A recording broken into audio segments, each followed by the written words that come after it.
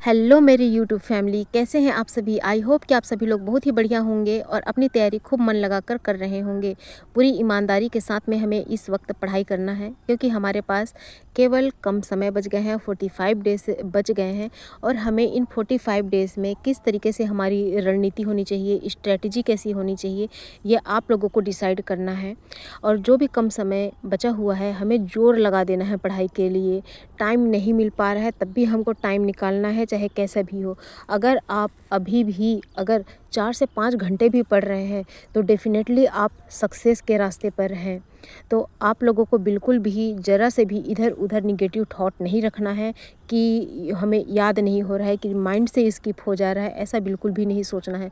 पढ़ाई मतलब कि पढ़ाई, जब भी टाइम मिल रहा है, जैसे भी टाइम मिल रहा है, अपने आप को पूरा फुल प्रेशर के साथ, फुल आउट अंडरस्टैंडिंग के साथ में आपको बैठ जाना है, अपना कापी पुस्तक खोल कर बैठ जाना है।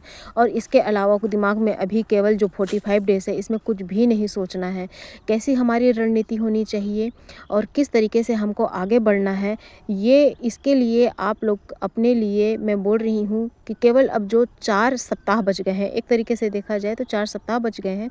हर वीक में आप अपने आप को ही आप अपने टारगेट सेट करिए, आप अपना टाइम टेबल सेट करिए कि मुझे ये चैप्टर कंप्लीट करने हैं, मुझे सिलेबस का ये कंप्लीट करना है।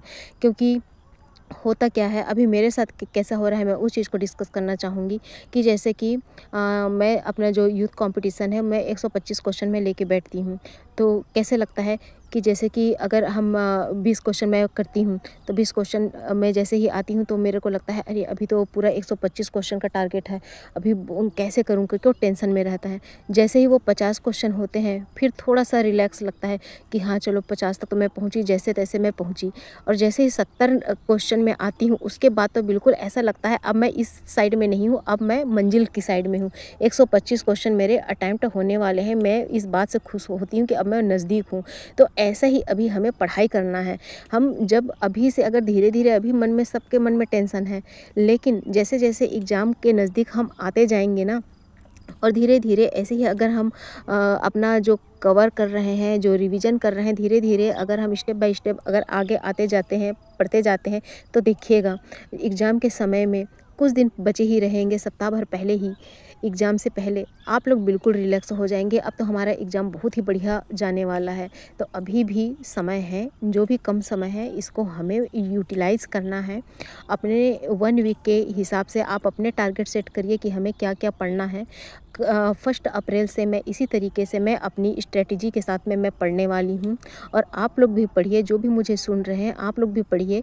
और एग्ज़ाम हमारा फिक्स है कि वह हमारा 14-15 मई को होगा ही। किसी भी हालत में आप मन में संशय मत रखिए, क्योंकि अभी असिस्टेंट प्रोफेसर का जो कि जून जुलाई में होने वाला था, वह अभी देखिए 16-17 अप्रैल को एग्ज़ाम कंडक्ट कराया जा रहा है। तो किसी भी तरीके से यह हमारे लिए पॉजिटिव चीज़ है कि एक एग्ज़ाम हो जाएगा, अगले महीने हमारा एग्ज़ाम है। तो इसी सोच के साथ में ही हमें बढ़ना है, अपने आप को पूरा जोर लगा कर देना है, पढ़ाई करनी है। अब जो भी बीत गया, जो भी चला गया सो चला गया, जो पुराना समय था, अब जो नया समय है इसमें हमें केवल अपने पढ़ाई पर फोकस करना है और पूरा फुल ईमानदारी के साथ में, न्यू स्ट्रेटजी के साथ में पढ़ाई करना है। और एक चीज़ और, अगर आपको माना कि सवेरे टाइम नहीं मिल पा रहा है, कोशिश करिए कि आप सवेरे 4 बजे या 5 बजे उठ जाओ। अगर नहीं उठ पा रहे हैं, अभी भी नहीं उठ पा रहे हैं, मैं बोल रही हूँ, तो आप दोपहर का वक्त निकालो, 3-4 घंटे आप कंटिन्यू पढ़ो। अगर आप दिन में भी अगर कंटिन्यू अगर इस तरीके से पढ़ लोगे, 3-4 घंटे बीच में थोड़ा बहुत पानी पी लिए या चाय पी लिए, तो इस तरीके से भी अगर आप अपने टाइम को मैनेज करोगे तो आपको लगेगा कि हाँ आज हमने पूरे दिन में कुछ बहुत बढ़िया काम किया है, हमने अपने लिए काम किया है।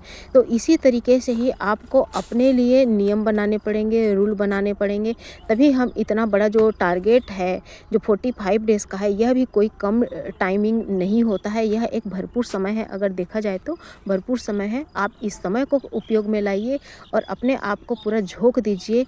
अभी नहीं कर सकते तो फिर वह चीज़ दोबारा नहीं कभी आएगा, अभी नहीं तो कभी नहीं। फ्रेंड्स, आज मेरी घर में रिकॉर्डिंग नहीं हो पाई क्योंकि वहाँ मतलब कि बोलना चाहिए 500 मीटर की दूरी पर ही नया मंदिर निर्माण हो रहा है, तो वहाँ पे फुल स्पीकर में साउंड वो लगा हुआ है, तो घर में बहुत डिस्टरबेंस था। तो इसीलिए आज मैं खेत से ही रिकॉर्डिंग कर रही हूँ और इसीलिए सब साइड से चिड़िया वगैरह कुछ कुछ का आवाज़ वगैरह आ रहा है ना। तो आज मैं थोड़ा अपने खेत के बारे में आप लोगों को थोड़े दिखा दूँ कि अभी कौन सा समय चल रहा है और किस तरीके से अभी जो फसल कटने का अभी वक्त आने वाला है, क्या प्रोसीजर होता है, वो थोड़ा आप लोगों को दिखा दूँ।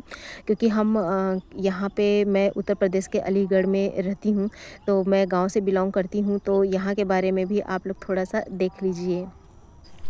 हे फ्रेंड्स, देखिए ये गेहूं है और अब इसकी कटाई का टाइम आ गया है और बाकी सब लोगों का गेहूं तो अदर खेतों में थोड़ा सूखा हुआ सा लग रहा है, पूरा ब्राउन ब्राउन सा, वो कटने का समय आ गया है और कई दूसरे खेतों में भी ना कटाई अब चालू हो चुकी हैं।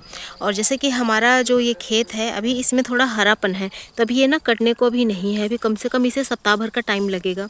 और मैंने आप लोगों को बताया था कि ये 6 बीघे का खेत है और इसमें हमने नीलगिरी के 1200 पेड़ लगा रखे हैं और उसका सबका जो दूरी है वो एक अनुपात में लगा हुआ है। तो अब वही है कि जब इसमें लग जाएगा ना, मतलब कि कटने का टाइम आ जाएगा, उसके बाद ये नीलगिरी के पौधे को बचा के चलना है और उसके बाद से फिर हम सोचेंगे कि इस खेत में फिर अगला फसल क्या किया जाए।